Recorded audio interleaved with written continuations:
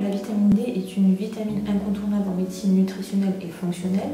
Alors c'est une vitamine, mais c'est avant tout une préhormone qui va avoir des effets à la fois osseux, mais aussi extra-osseux, puisque ce sont des effets que l'on connaît moins, dont on parle moins, et qui vont agir, puisqu'elle a la capacité d'agir sur l'expression de certains gènes, notamment des gènes impliqués dans l'inflammation et dans l'immunité. On va la synthétiser à partir du cholestérol sous l'effet de la lumière, c'est-à-dire des UVB, au travers de notre peau. Donc le cholestérol est nécessaire à la synthèse de vitamine D. C'est la source endogène. La source exogène est quand même minime puisqu'il n'y a pas de source alimentaire vraiment concentrée en vitamine D qui pourrait compenser nos carences, qui pourrait satisfaire nos besoins quotidiens en vitamine D.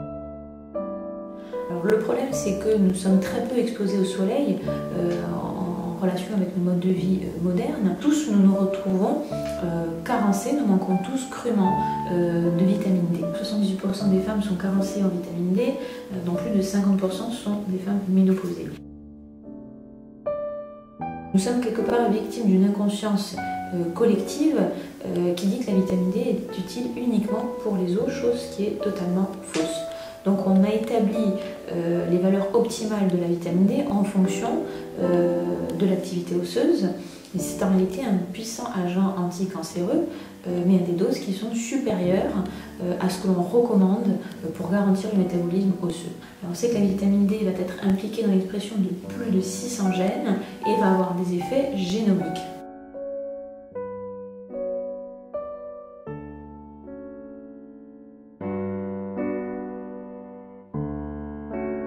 Alors cela va dépendre de plusieurs paramètres.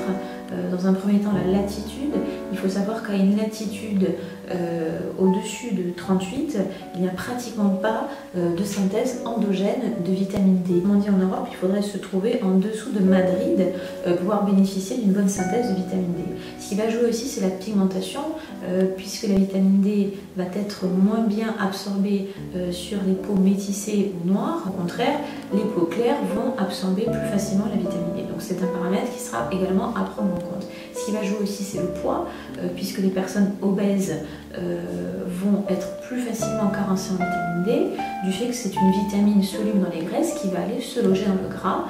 Et il faudra donc, chez les personnes obèses, 2 à 3 fois plus de vitamine D à donner par rapport aux autres. Ce qui va jouer également, c'est l'âge, puisque les personnes âgées vont manquer plus facilement de vitamine D en rapport avec les enzymes qui sont impliquées dans son activation, qui vont être moins performantes avec l'âge, mais aussi du fait qu'à partir d'un certain âge, on va moins s'exposer au soleil. Ce qui va déterminant également, c'est son absorption au niveau des selles biliaires, puisque c'est une vitamine liposoluble qui nécessite une bonne fonctionnalité de la bile. Les selles biliaires vont servir à l'émulsification des graisses et donc à l'absorption de vitamine D. Et les personnes qui sont stressées ont une bile qui est moins bien produite et qui vont manquer donc de vitamine D. D'où l'expression « je me fais de la bile ». Donc chez les personnes stressées, il va y avoir plus de carence en vitamine D. La fonction rénale va être importante également puisque la deuxième oxydation de la vitamine D pour la rendre active se localise au niveau du rein et l'insuffisance rénale va avoir des conséquences sur cette activation. Donc les personnes qui sont en insuffisance rénale vont avoir un taux de vitamine D plus faible, plus réduit. Pour les grossesses répétées et peu espacées aussi, on va avoir un taux de vitamine D réduit. Ce qui va influencer aussi le taux de vitamine D, c'est le taux de vitamine A, donc qui est un nutriment essentiel puisque la vitamine D est de mèche avec la vitamine A. S'il n'y a pas de vitamine A, il n'y aura pas de vitamine D active. Donc ce que je conseille, c'est de prendre de la vitamine A dans l'alimentation sous forme de foie de morue par exemple. On pourra en prendre une fois tous les 10 jours, il ne faudra pas en consommer en excès puisque la vitamine A va être toxique à forte dose et va être délétère également en cas de déficience. Donc je conseille de prendre du foie de morue une fois tous les 10 jours ou aussi de consommer régulièrement des carottes qui contiennent le précurseur de la vitamine A, c'est-à-dire le bêta-carotène. Et comme le bêta-carotène devra se transformer en vitamine A au niveau de l'intestin, il faudra bien mastiquer les aliments pour éviter d'avoir de la porosité intestinale.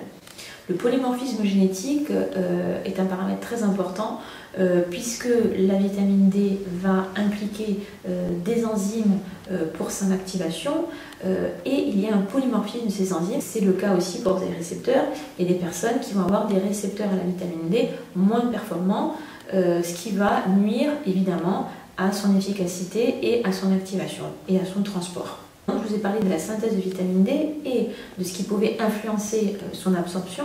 Je vais parler de ses effets. Le premier effet, c'est sur le métabolisme phosphocalcique, puisque la vitamine D va être indispensable pour l'absorption du calcium. Et le calcium, à quoi il sert? Il sert globalement à la contraction musculaire et à l'ossature. C'est pour ça qu'il va être stocké dans les os. Et en cas de carence en vitamine D, on a vu qu'il y avait un risque plus élevé de fracture et d'ostéoporose. Pourquoi? Parce que s'il n'y a pas de vitamine D, il n'y a pas de calcium et le corps va aller puiser dans sa réserve, c'est-à-dire dans les os, la quantité de calcium qu'il n'a pas. Et ça va entraîner au fil du temps ce qu'on appelle la déminéralisation osseuse, c'est-à-dire que le squelette va se fragiliser et ce qui va au final induire des fractures, de l'ostéoporose, de l'ostéopénie, etc. Autrement dit, si vous manquez de calcium, parce que vous manquez de vitamine D, votre corps va aller chercher ce qui lui manque dans ses réserves, c'est-à-dire dans les os. Il a été démontré que de donner 800 unités par jour de vitamine D réduisait le risque de chute et de fracture. Les valeurs très basses de vitamine D vont être impliquées aussi dans le rachitisme de l'enfant ou l'ostéomalacie de l'adulte, qui est en réalité une altération de la trame protéique du squelette. Il a été démontré que le lait et les produits laitiers apportant beaucoup de calcium vont diminuer la concentration de vitamine D. Le deuxième effet, c'est son effet sur le vieillissement, puisque la vitamine D va agir sur le stress oxydatif, va le réduire en limitant les dommages sur l'ADN. Donc c'est vraiment une vitamine qui va agir sur le vieillissement. De plus, il a été démontré qu'elle agirait sur les télomères. Alors les télomères, ils sont liés au vieillissement. Plus on va avancer dans l'âge et plus les télomères vont se raccourcir. Et il a été démontré que chez les femmes qui avaient un taux de vitamine D important, les télomères étaient plus longs que chez les femmes qui avaient un taux de vitamine D bas. Donc la vitamine D est vraiment impliquée dans le vieillissement.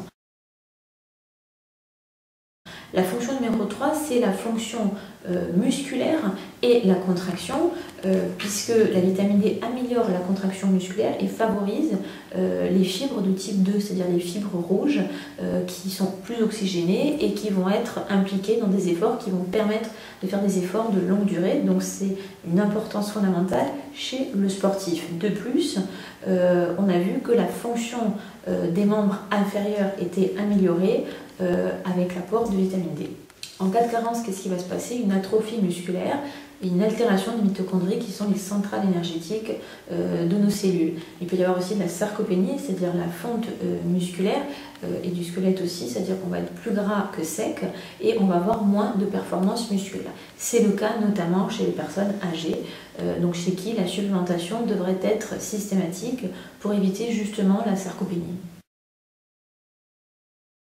La fonction 4, c'est la fonction de la vitamine D sur la barrière intestinale, puisqu'on sait que la vitamine D va optimiser la fonction de barrière intestinale et le manque de vitamine D va contribuer à rendre notre intestin poreux et entraîner par la suite un leaky gut syndrome. Et qui dit leaky gut syndrome dit passage exagéré de toxines, d'allergènes alimentaires et un plus haut risque de développer des intolérances alimentaires et des maladies auto-immunes. La cinquième fonction de la vitamine D, c'est son effet sur l'inflammation et de rebooster de l'immunité, son effet pour activer l'immunité. La vitamine D est immunorégulatrice, c'est-à-dire qu'elle va améliorer la tolérance immunitaire en activant les lymphocytes de la paix, appelés les Treg, et calmer le système immunitaire lorsque ce dernier fonctionne trop ou mal, particulièrement dans les maladies auto-immunes, où il ne fait pas le distinguo entre les protéines du non-soi, c'est-à-dire les intrus, les allergènes, les virus, les bactéries, et les protéines du soi. Autrement dit, les propres cellules de l'organisme. Et résultat, il va détruire les gentils comme les méchants. Donc ça, c'est lorsque le système immunitaire émet une réponse exacerbée, exagérée, et la vitamine D va calmer cette réaction. En quelque sorte, elle va rééduquer le système immunitaire. C'est pour ça que c'est une vitamine qui va être incontournable dans les maladies auto-immunes comme l'hypothyroïdie Hashimoto, la sclérose en plaques, le lupus et la maladie cœliaque, puisqu'elle va calmer cette réponse immunitaire, elle va calmer aussi la réponse inflammatoire, d'autant plus qu'elle va synthétiser des peptides antimicrobiens, donc qui vont vraiment agir sur l'inflammation.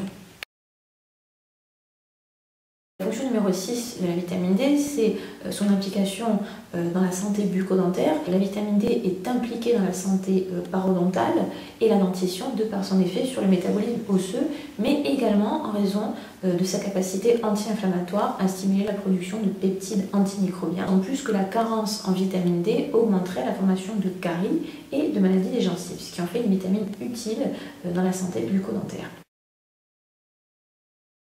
Fonction 7, c'est la prévention des maladies cardiovasculaires puisque la vitamine D a des effets anti-inflammatoires et va limiter l'athérosclérose qui est une maladie inflammatoire. La fonction 8, c'est l'amélioration du diabète, de l'obésité, mais aussi du syndrome métabolique, puisque la vitamine D améliore la sensibilité à l'insuline. La résistance à l'insuline est un véritable fléau qui progresse de façon épidémique, et de ce fait, la vitamine D va améliorer, va limiter le risque de diabète de type 2, ainsi que le diabète gestationnel, l'obésité et le syndrome métabolique. La fonction 9, c'est son implication dans les troubles cognitifs, c'est-à-dire qu'elle va améliorer les troubles cognitifs puisqu'elle va stimuler la neurogénèse, c'est-à-dire la production de neurones, et de ce fait, elle va améliorer considérablement les troubles cognitifs rencontrés dans certaines pathologies et maladies comme l'autisme, la schizophrénie, le Parkinson ou encore l'Alzheimer. Donc la fonction 10, c'est que la vitamine D va améliorer la dépression puisqu'elle va être impliquée dans l'activation de gènes eux-mêmes impliqués dans la synthèse de sérotonine qui est notre antidépresseur naturel. La fonction 11, donc j'ai gardé le meilleur pour la fin, c'est la diminution de l'incidence des cancers avec la vitamine D et une action thérapeutique réelle. En activant des gènes répresseurs du cycle cellulaire, en favorisant l'apoptose, c'est-à-dire la destruction des cellules malsaines, en exerçant des effets anti-inflammatoires, notamment sur la molécule NF-κB, qui est un petit peu le maître de la guerre, en diminuant également une voie d'inflammation, une voie inflammatoire qui est la voie des COX-2. Elle améliorerait également la réponse à la radiothérapie et à la chimiothérapie.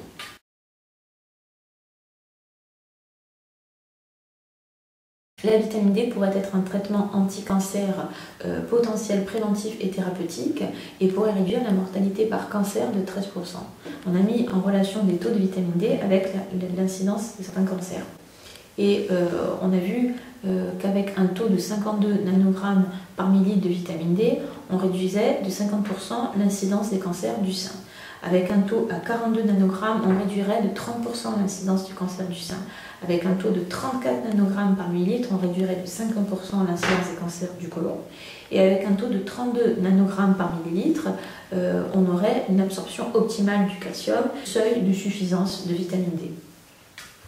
Alors, il est clair que les cancers sont liés à plusieurs facteurs et prendre la vitamine D seule ne va pas prévenir totalement l'apparition des cancers.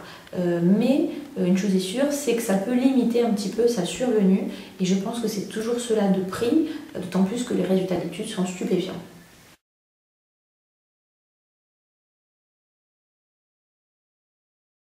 La vitamine D va être impliquée aussi avec l'asthme, mais aussi dans la dermatite atopique, puisqu'on a vu que la prise de vitamine A et D allait réduire la sévérité de la dermatite atopique.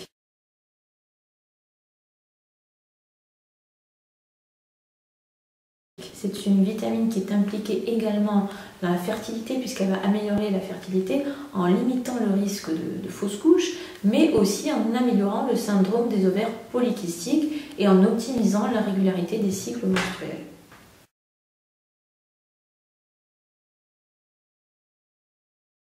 Au niveau des doses optimales, il n'y a pas de consensus sur le taux optimal de vitamine D parce que cela va dépendre des effets voulus.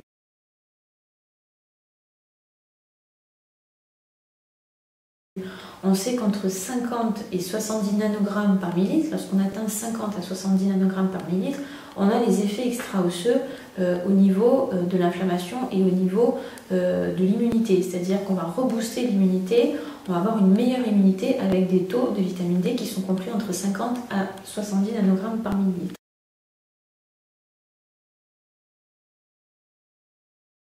Pour la prévention des cancers et des maladies cardiovasculaires, on va se situer sur des taux un petit peu plus élevés, de 70 à 100 nanogrammes par millilitre.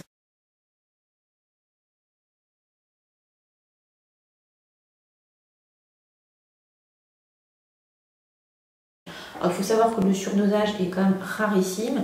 Il ne faut pas dépasser 100 nanogrammes par millilitre, puisque là, il y aura un surdosage.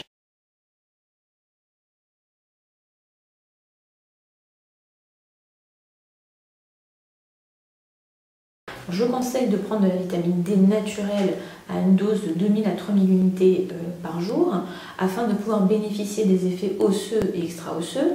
Il faudra aller donc à un dosage qui est supérieur aux apports journaliers recommandés, mais comme je le disais, il est extrêmement rare d'avoir un surdosage en vitamine D avec un taux de 2000 à 3000 unités.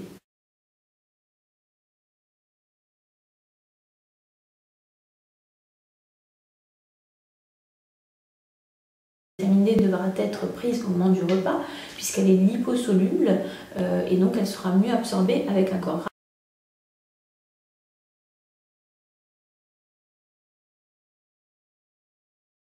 J'ai choisi une forme huileuse puisque je pense que ça augmente sa biodisponibilité et son efficacité étant donné qu'elle est soluble dans le gras. J'ai choisi comme forme huileuse l'huile d'olive vierge bio et comme antioxydant de la vitamine E naturelle.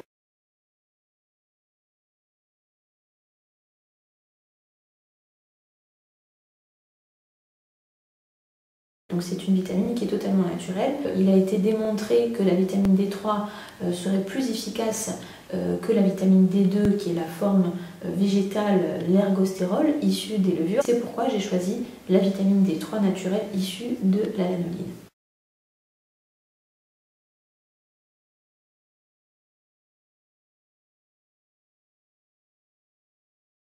La potion D étant assez concentrée, elle va délivrer 1000 unités par goutte, donc je vous conseille de prendre 2 à 3 gouttes par jour au moment du repas.